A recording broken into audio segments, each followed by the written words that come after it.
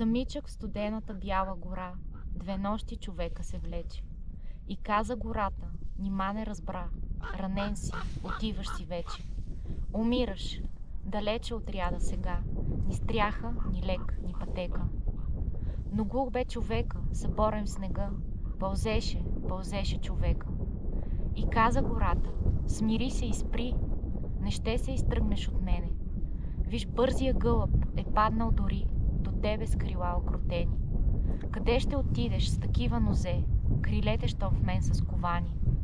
И спря се човека, и гълъбът взе, и скри го до своите рани.